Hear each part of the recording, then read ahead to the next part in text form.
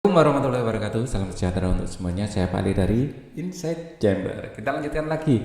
Sekarang kita sampai pada halaman 21 ya.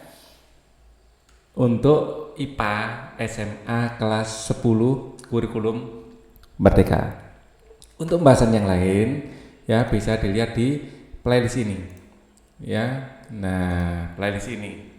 Dengan menggunakan playlist maka ya pembahasan bisa didapatkan secara urut dan runtut. Link dari playlist ini ada di bawah di kolom deskripsi. Oke, silakan dicek. Kita akan bahas sekarang. Nah, memproses dan menganalisis informasi. Nah, judul praktikum ya ini menyambung dari video sebelumnya. Sebelumnya kita praktikum untuk mengetahui ya masa jenis menghitung masa jenis benda ya, judul praktikum menghitung masa jenis benda, menghitung masa jenis benda. Tujuan praktikum untuk mengetahui apakah benar ya bahan dari suatu benda sesuai dengan yang diinformasikan, mengetahui apakah benar bahan dari mur ya atau baut sesuai brosur atau sesuai dengan informasi ya. Perkara pertama berisi deskripsi kasus tentang menentukan masa jenis material baut ya. Paragraf kedua berisi penjelasan singkat mengenai masa jenis ya. Itu sudah kita bahas di video sebelumnya. Alat dan bahan, prosedur praktikum, tabel pengamatan. Buatlah tabel berikut sebanyak 3 tabel untuk 3 jenis baut yang berbeda.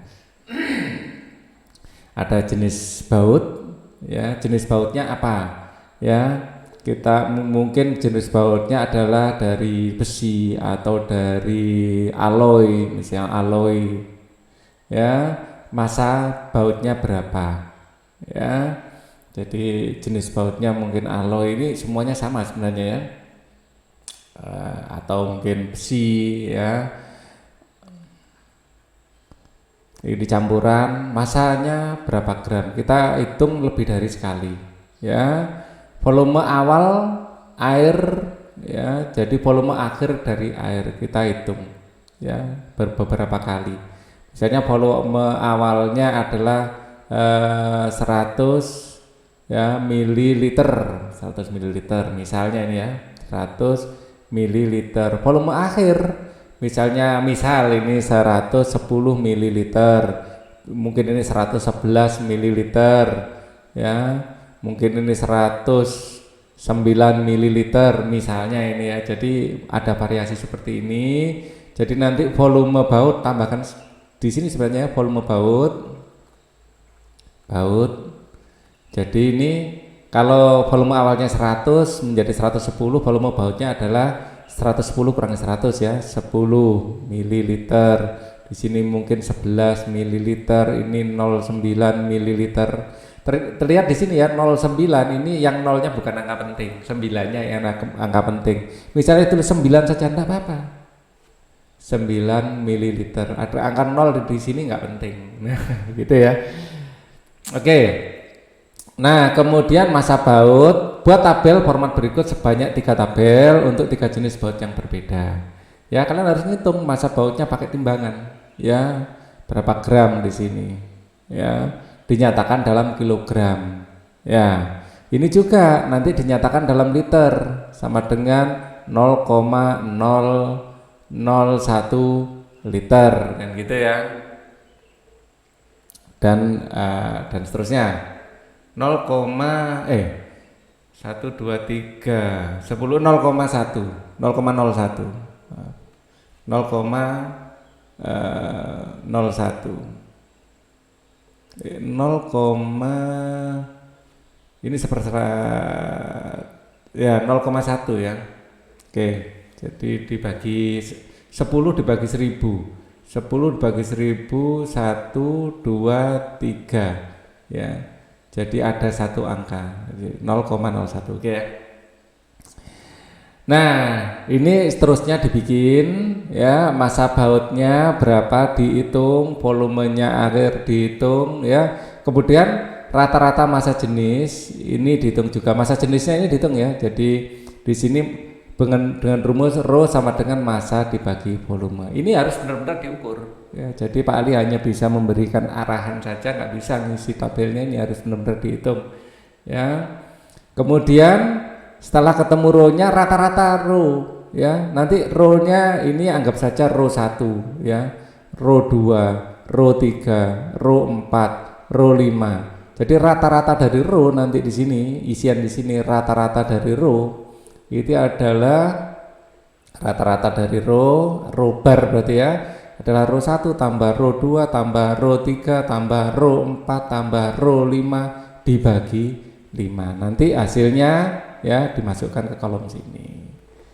Nah, nilai ketidakpastian rho-nya berapa ditulis di sini ya, rho 1, rho 2, rho 3 sampai rho 5 ya. Terus di jumlah rho 1, rho 2, rho 3, rho 4, rho 5 di sini di jumlah jadilah sigma rho ya. Habis itu A-nya sigma rho bisa kita kuadratkan. Di sini di rho-nya dikuadratkan dulu, rho 1 dikuadratkan, rho 2 dikuadratkan, rho 3 dikuadratkan, rho 4 dikuadratkan, rho 5 dikuadratkan, kemudian dijumlah. Dapatlah jumlah dari rho kuadrat. Gitu ya. Nah, banyak data adalah 5. Masuk ke rumus, maka delta rho sama dengan 1/n 1/5 ya, nanti ini akan diganti dengan angka 5. Jadi delta rho nanti adalah 1/5 akar n ya, ini 5, terus nilai dari ini ya, rho jumlah rho yang dikuadratkan ini masuk ke sini, nanti masuk ke sini ya, kemudian dikurangi hasilnya ini masuk ke sini ya, ini A ya, ini A, di sini B. Oke, kemudian ini dibagi 5 kurangi 1 yaitu 4 ya, n-1 ya. Hasil pengukurannya berapa nanti baru kita analisa. Cara informasi tabel nilai massa jenis dari berbagai macam bahan. Jadi bahannya itu apa saja ya, di tabelnya itu dicocokkan bener enggak, bandingkan dengan nilai massa jenis hasil pengolahan data yang kalian dapatkan, apakah rho-nya sama. Kalau rho-nya sama berarti massa jenisnya sama, bahannya berarti bener yang ada di brosur atau sesuai dengan informasi yang didapatkan dengan kenyataan. Kalau beda, nah berarti ada kesalahan. Jadi mungkin itu bisa penipuan ya, bisa diartikan penipuan. Apakah nilai massa jenis hasil pengolahan data sama, mendekati atau berbeda jauh dari nilai massa jenis yang kalian cari pada tabel? Jelaskan mengapa demikian. Misalnya sama berarti produsennya jujur ya, antara brosur dengan kenyataan sama. Apabila berbeda berarti produsennya itu bisa dilaporkan ya, penipuan itu. Faktor-faktor apa saja yang menyebabkan perbedaan nilai pengukuran dengan nilai yang sudah ada? Ya, faktor-faktor ini ada kesalahan pengukuran, asal bedanya nggak terlalu jauh itu error wajar ya. Berbagai kesalahan pengukuran yang sudah kita bahas di video selanjutnya juga sebelumnya ya, berbagai kesalahan atau ketidakpastian pengukuran. Bisa alat ukurnya kita rusak atau sudah aus, atau kita yang belum pandai menggunakan alat ukur itu ya. Periksalah apakah hipotesis kalian buat terbukti. Misalnya kita berhipotesa menduga ya, dugaannya adalah hipotesa atau dugaan ya, rho sesuai dengan brosur. Nah, masa sih mau bohong kan gitu ya, kita berbaik sangka ya. Tetapi kalau ternyata tidak sesuai ya, kita bisa melaporkannya ya. Ada kasus penipuan. Nah, baut mana yang sebaiknya digunakan untuk ban truk? Ya, ini sebaiknya ya baut yang memiliki kekuatan ya. Kita dilihat dari brosur ya, baut yang memiliki kekuatan baik, yang baik ya, sesuai dengan standarnya. Terus terang Pak Ali belum mencari standar yang benar untuk baut itu berapa, tapi kemarin kita ini faktor-faktor yang menyebabkan ketidakpastian pengukuran ya, sudah kita bahas sebelumnya. Terus ini jenis-jenis 4 jenis material baut dan kekuatannya. Mungkin kalau sesuai dengan informasi yang di sini titanium yang terbaik ya. Tapi titanium ini too much apa enggak untuk truk, Pak Ali enggak tahu terus terang. Ya, harus dibaca di di datasheetnya ya. Menurut informasi titanium berarti ya.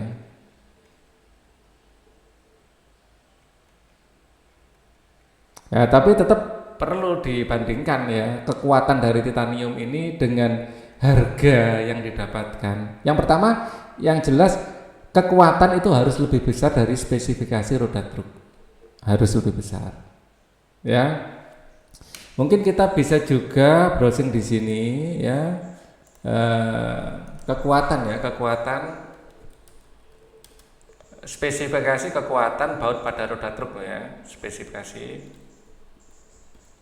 kekuatan kebutuhan ya,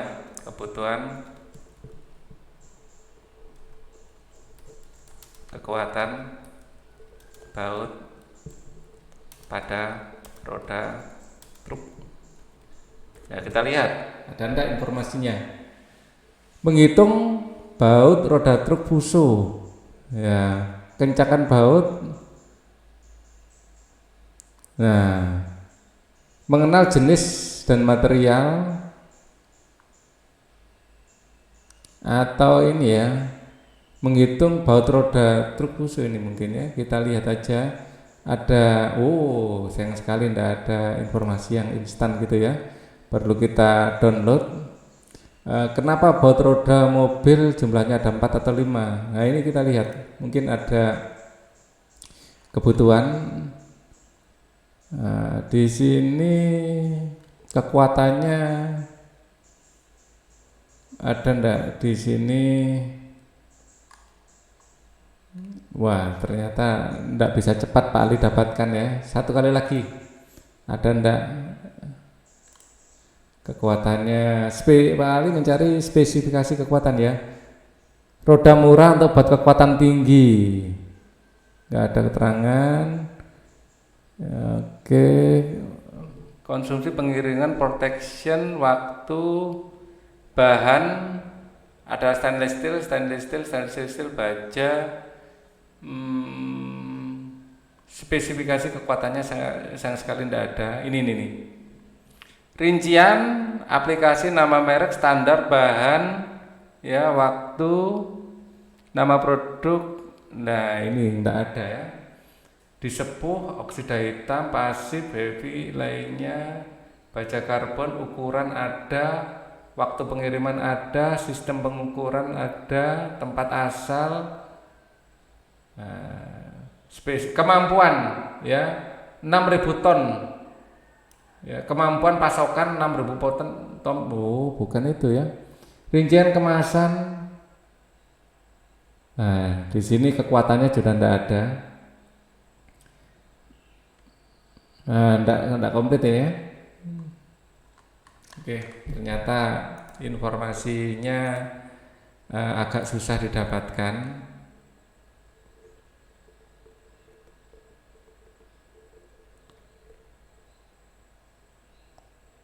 Harga murah. Nah, ini bukan ya.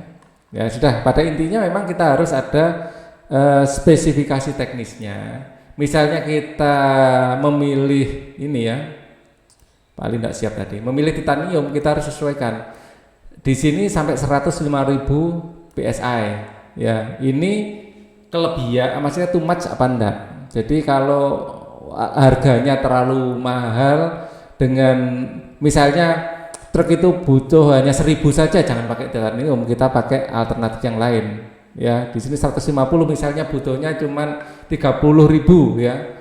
Ya pilih aja aluminium. Contohnya seperti itu ya. Jadi intinya kita harus mencari asal di atas spesifikasi atau sama dengan spesifikasi itu sudah cukup, tidak perlu harganya terlalu mahal, tetapi spesifikasinya over too much itu juga tidak baik ya.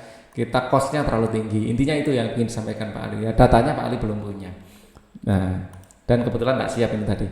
Setelah kalian mempelajari bab pengukuran, peranan, manfaat atau pembelajaran apa yang dapat diambil, tuliskan dalam buku latihan kalian. Yang pertama ya, memahami bahwa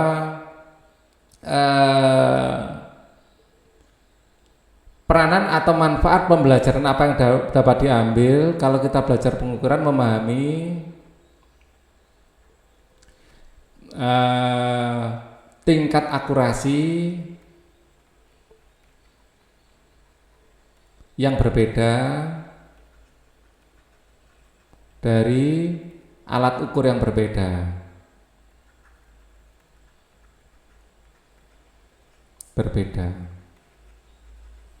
Ya. Yang kedua, menentukan seberapa banyak angka penting yang diizinkan untuk kita gunakan dalam pengukuran. Mengetahui berapa banyak angka penting yang diizinkan untuk kita tulis. Ya, angka penting yang boleh kita tulis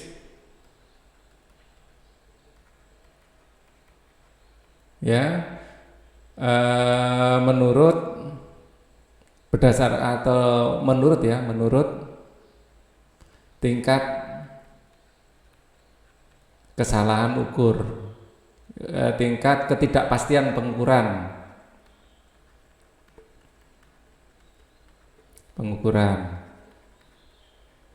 Yang ketiga, kita juga bisa membuktikan suatu bahan sesuai dengan brosur apa tidak, membuktikan bahan atau material ya, spare part atau suku cadang atau benda, membuktikan bahan atau material spare part gitu aja ya, atau suku cadang sesuai brosur apa tidak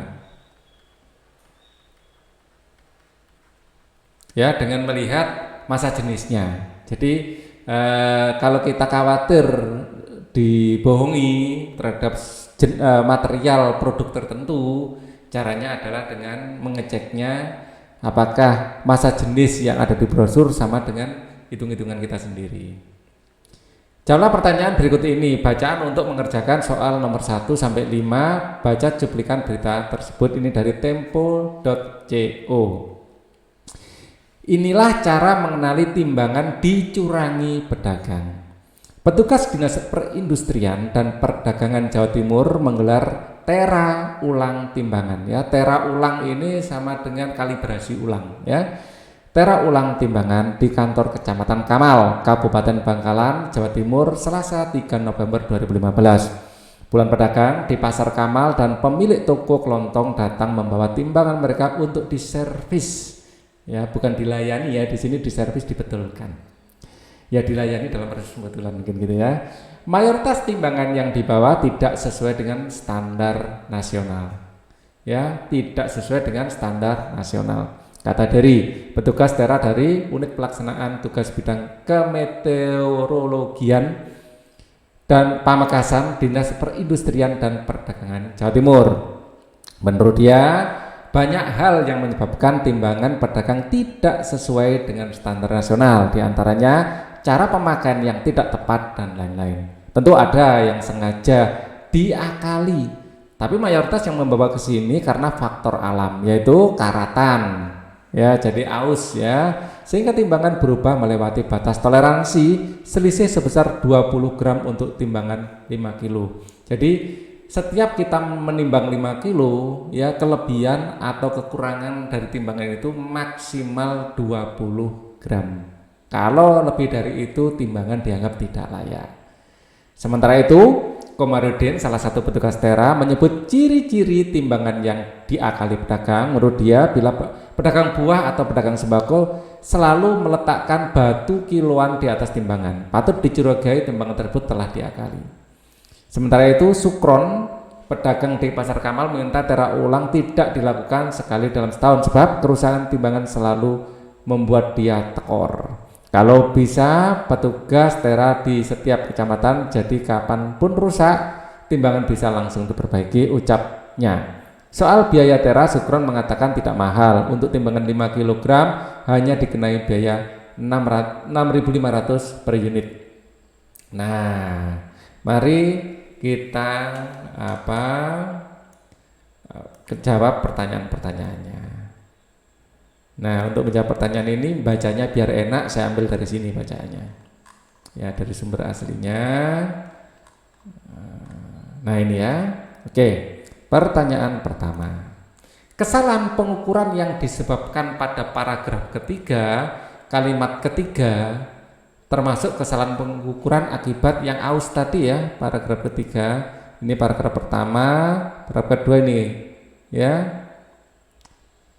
Menurut dia ada banyak yang menyebabkan timbangan pedagang tidak sesuai dengan standar nasional, diantaranya cara pemakaian yang tidak tepat dan lain-lain. Ini yang pertama.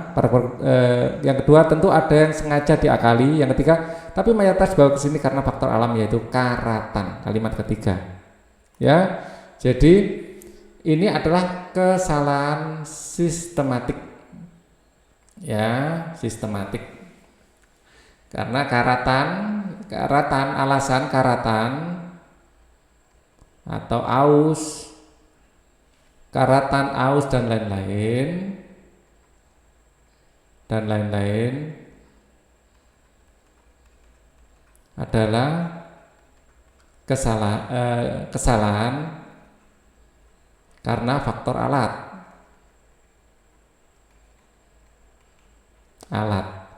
Kita kemarin sempat membahas ya kesalahan ini di sini ya sistemik ya. Jadi di sini adalah kesalahan komponen alat. Ya, ini termasuk kesalahan sistemik, faktor alat ya, atau kesalahan sistemik.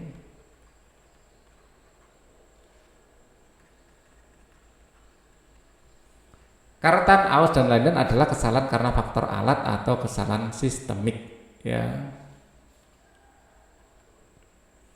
Oke, bukan acak, bukan paralaks ya, bukan keterbatasan, sistemik.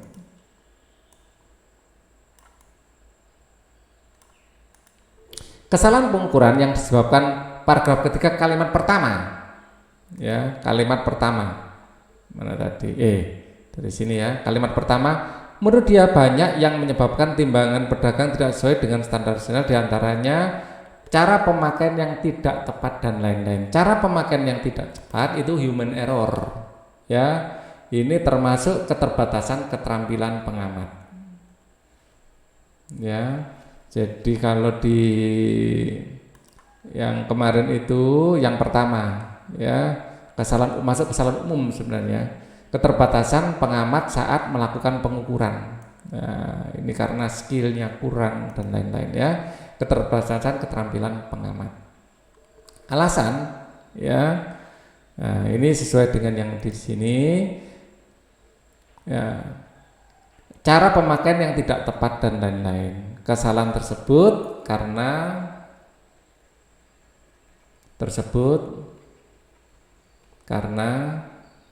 keterbatasan dari pemakai timbangan,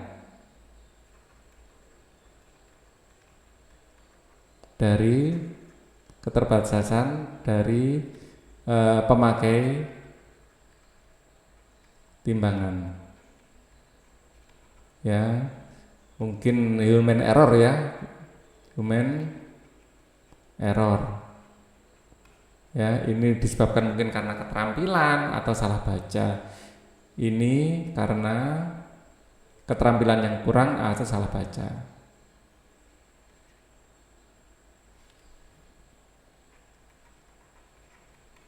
Yang kurang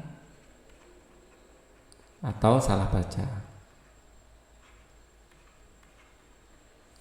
Misalnya keterampilan untuk menimbang telur ini susah. Pak Ali ini juga dibesarkan di keluarga pedagang. Ya, salah satunya dulu Pak Ali itu jual telur. Jual telur ini gampang-gampang susah. Misalnya orang beli telur 1 kilo, kita itu milih. Ya, telur itu kan nggak bisa disobek atau diambil sebagian, harus utuh. Telur ada yang besar, ada yang kecil, kita acak sekali. Jadi untuk nimbang 1 kilo itu susah. Ada kalau telur-telurnya terlalu besar, jelek, terlalu berat, kita kan rugi ya. Atau kita ganti dengan yang kecil, ternyata nggak jelek sama sekali, kurang. Jadi kita mencari yang sedang itu kadang-kadang nemu, kadang-kadang enggak. Kadang-kadang kita harus bongkar pasang, gonta ganti telur biar pas 1 kilo. Jadi untuk pas itu memang susah. Nah, dengan pembeli maunya ada kelebihan sedikit ya, sampai jelek Pak, sampai jelek loh, sampai jelek, sampai dek gitu. Maunya gitu, jadi kita ngepaskan itu susah.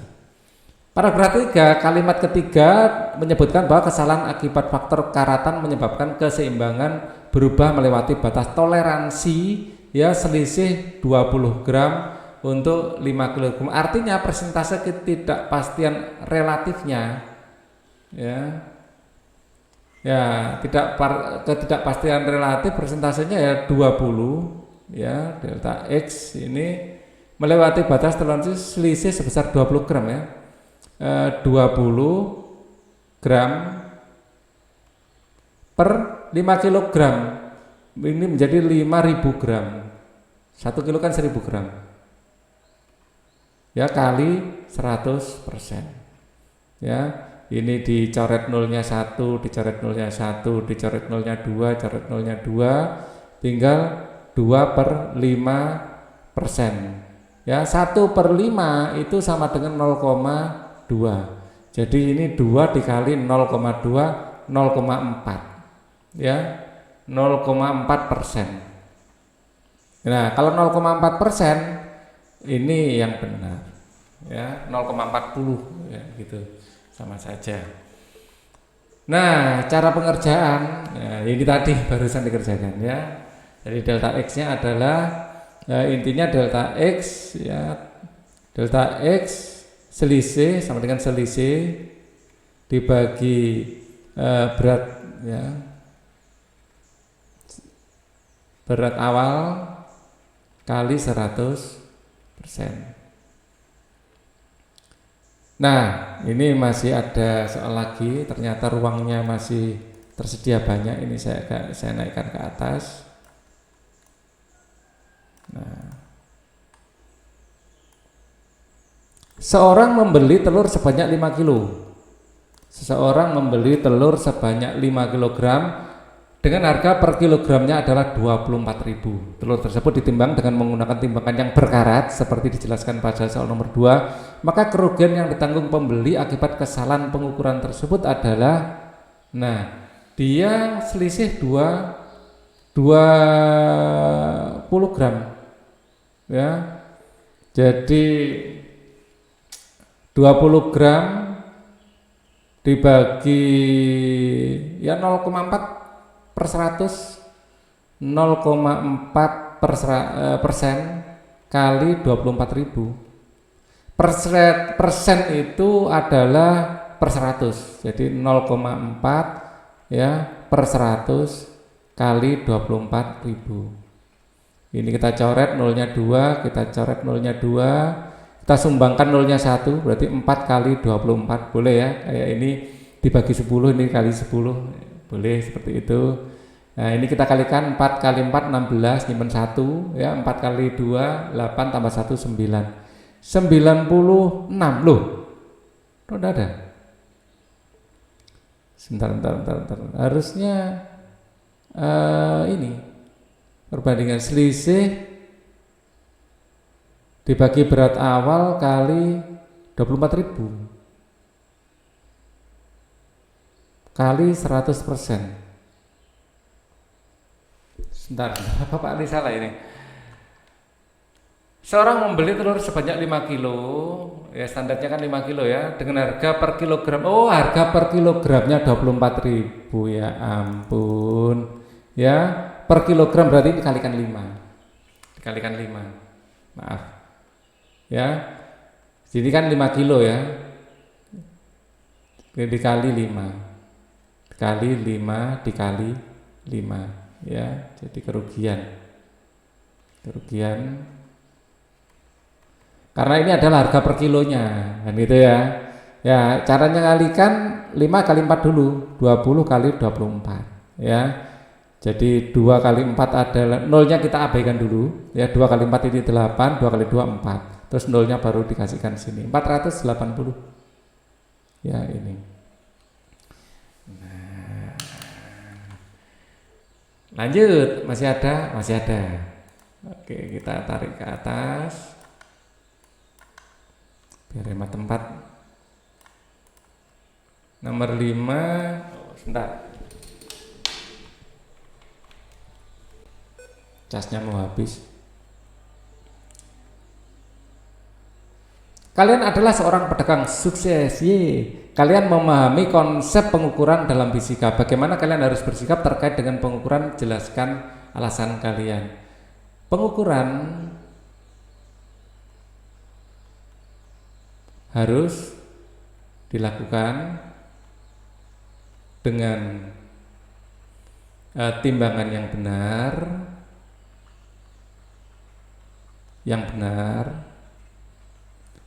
cara pengukuran yang benar,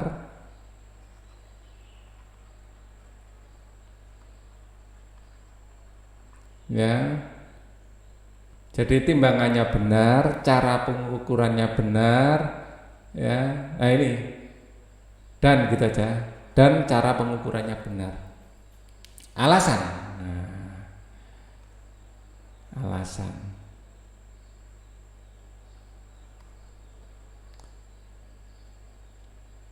Kalian memahami konsep pengukuran dalam fisika. Bagaimana kalian harus bersikap terkait pengukuran? Jelaskan alasan kalian. Apabila bisnis adalah masalah kepercayaan, ya. Bisnis ya adalah ya apa ya, atau kalimatnya Pak Ali gunakan ya, di dalam berbisnis bagian paling penting adalah kepercayaan. Dalam berbisnis sesuatu yang harus kita jaga adalah kepercayaan pelanggan.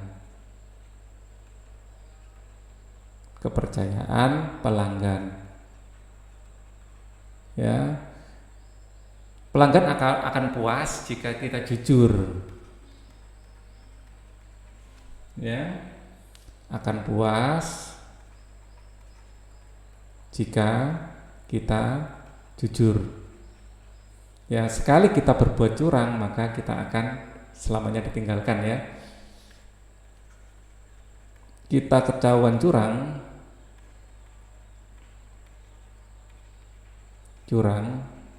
maka hancurlah reputasi kita sebagai pebisnis. Ya, hancurlah reputasi kita sebagai pebisnis. Ya, ingat, ya, niati apapun yang kita lakukan sebagai ibadah. Dalam hal ini bekerja, ya, niati, ya, apapun yang kita lakukan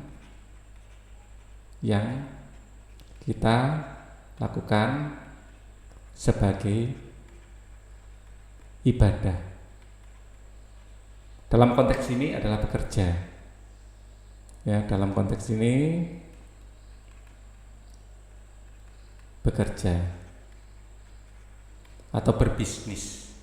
Nah, kalau kita dari awal niatnya itu adalah ibadah, bagian dari ibadah kita otomatis dapat pahala dan kita akan Eh, selain dapat pahala, kita juga akan dapat keberkahan, ya, mendahului dari profit. Ya, pahala keberkahan ini penting sekali. Baru kita juga dapat kepercayaan. Kepercayaan. Nah, ya. Jadi penting ya keberkahan. Ini sesuatu yang tidak ternilai. Ya, ingat dalam mengajar pun Pak Ali juga dalam hati berniat ini adalah bagian dari ibadah Pak Ali. Ya, kalian juga ke sekolah itu adalah bagian dari ibadah kalian. Belajar niati bagian dari ibadah kita. Insya Allah kita akan terhindar dari kecurangan, hati juga tenang, dan kita disayang sama Allah. Wassalamualaikum warahmatullahi wabarakatuh.